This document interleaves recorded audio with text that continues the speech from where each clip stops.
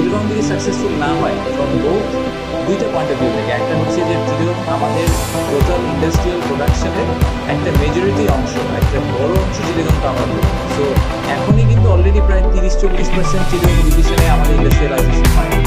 But going forward আমরা যে বড় বড় ইনিশিয়েটিভগুলোর কথা বলি, যে চাইনিজ স্পেশাল ইকোনমি সেটা চট্টগ্রামে, ইন্টারন্যাশনাল স্পেশাল ইকোনমিক্স মিরেশরাইতে, আমরা একটা ফ্রি ট্রেড জোন নিয়ে কথা বলছি, সেটাও মোস্ট লাইকলি চিটাগং এলাকায় হবে।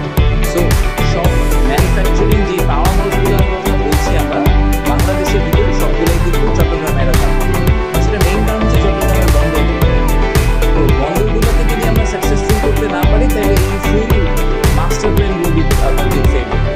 আমাদের এক্সিস্টিং ইনভেস্টররা কিন্তু আমাদেরকে সবসময় কনস্ট্যান্টলি একই ফিডব্যাক দিয়ে আসেন। আপনারা কোরিয়ান ইপিজেডের গল্প ওই বিনিয়োগ সম্মেলনের সময় শুনেছেন যে ওনারা বলেছিল যে ওনারা ফার্স্ট অর্ডারটা ভিয়েতনামে পাঠান, কারণ ভিয়েতনামের এই লজিস্টিক্সটা অনেক বেটার আমাদের। তো লজিস্টিক্স বেটার করতে হলে আমাদের এই পোর্ট ক্যাপাসিটি বাড়ানো এবং পোর্টের এফিসিয়েন্সি বাড়ানো, এই পয়েন্টটা খুব ইম্পর্টেন্ট। আমাদের যেহেতু জায়গা লিমিটেড, আমাদেরকে প্রত্যেকটা পোর্টকে 100% best quality, world's best quality port হিসেবে অপারেট করাতে পারতে হবে। তা না হলে আসলে আমরা কোনোভাবেই আমাদের এই অ্যাম্বিশনটাকে অ্যাচিভ করতে পারবো না। তো এই কারণে আমার ওভারঅল যে কান্ট্রি ইনভেস্টমেন্টের যে ল্যান্ডস্কেপ, সেটা লোকাল ইনভেস্টার হোক আর ফরেন ইনভেস্টার, তাদের সবার ইনভেস্টমেন্টের যে বিজনেস কেস, সেই বিজনেস কেসটাকে সাকসেসফুল করতে হলে আমাকে চিটাগংকে সাকসেসফুল করতে হবে, স্পেসিফিকলি চিটাগংয়ের পোর্টগুলোকে সাকসেসফুল করতে হবে। এই কারণে আমার চট্টগ্রাম ভিজিট করা বিরাট চ্যালেঞ্জ। আর দ্বিতীয় ব্যাপারটা হচ্ছে যে এই প্রত্যেকটা পোর্টের যখন ডেভেলপমেন্ট হবে তখন আমাদের এক্সপেকটেশন হচ্ছে এখানে যথেষ্ট পরিমাণে ফরেন ডিরেক্ট ইনভেস্টমেন্ট আসবে।